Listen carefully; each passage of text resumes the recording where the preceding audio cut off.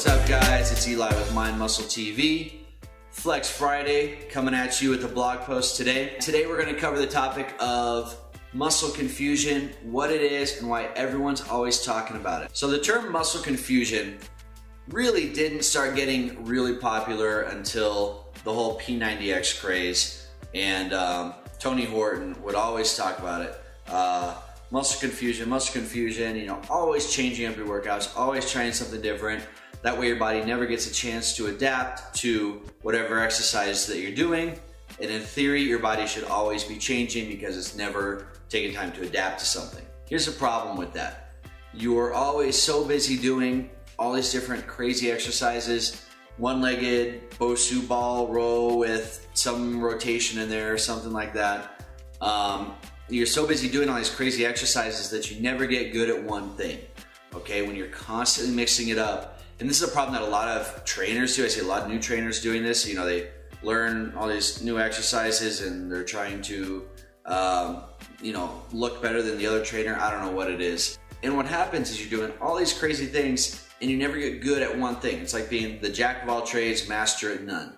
You know, these clients and these people never get a solid deadlift, never get a solid bench press, never get a solid squat because they're constantly mixing it up way too much. You never give your body a chance to adapt and get good at something. And that's a good thing for your body to do, is to adapt to an exercise. Now, that's not to say that muscle confusion is a bad thing, but here's the way you should be confusing the muscle.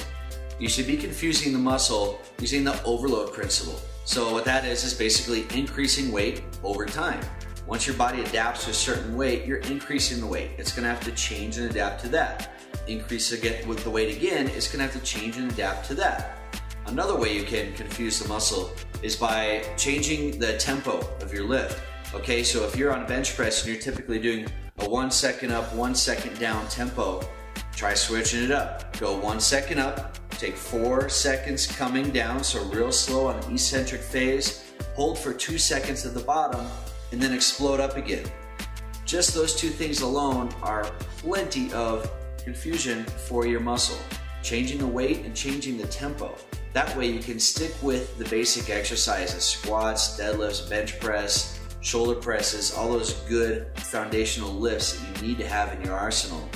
And your body won't ever adapt to that because you're going to be changing tempo, you're going to be adjusting the weight, you can do things like drop sets, you can do things like supersets.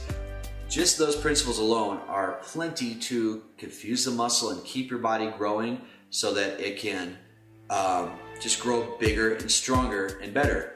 And that doesn't happen by doing one-legged rows or squats on the Swiss ball.